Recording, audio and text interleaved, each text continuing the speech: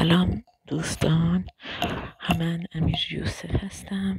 شما دارید این ویدیو رو از کانال من میبینید. خب امروز اومدم با آموزش تفنگ تیر پرتاب کن.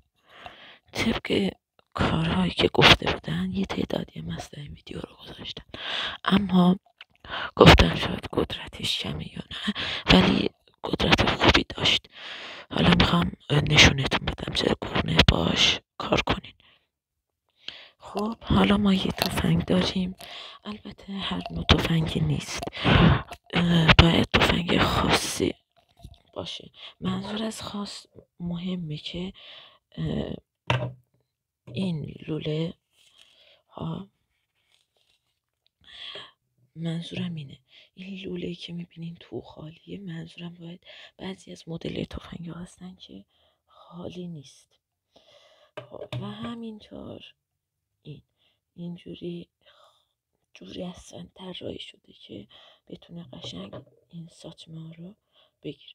خب برای این کار من البته برای جذابیت بیشتر بهش لیزر و چراغ قوام اضافه کردم.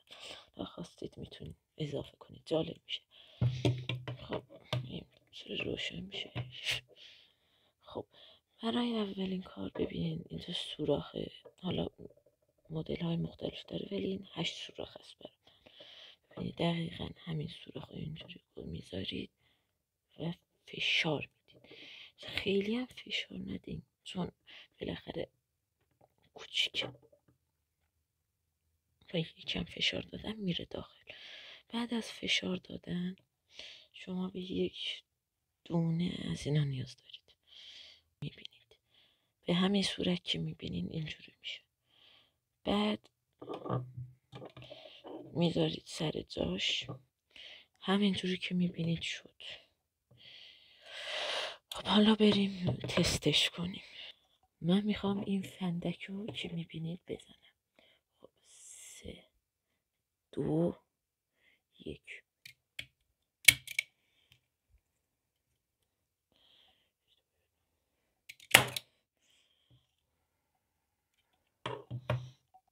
بعد حالا میخوایم شلیک کنیم.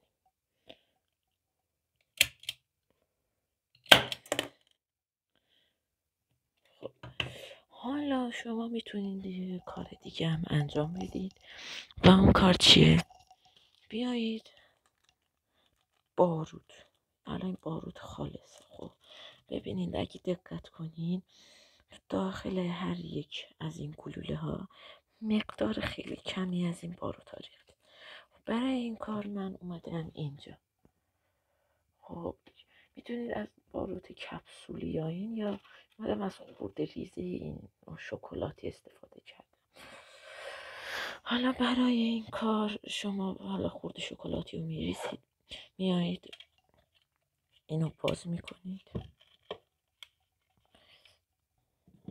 بعد از اینکه بازش کردین به همین شکل مقداری دو هر کدوم باروت میریزید از این باروت.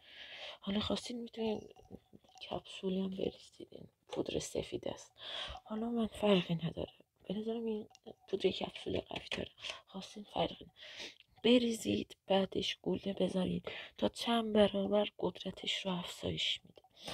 خیلی ممنون که ویدیو من دیدین. ممنون میشم لایک بزنید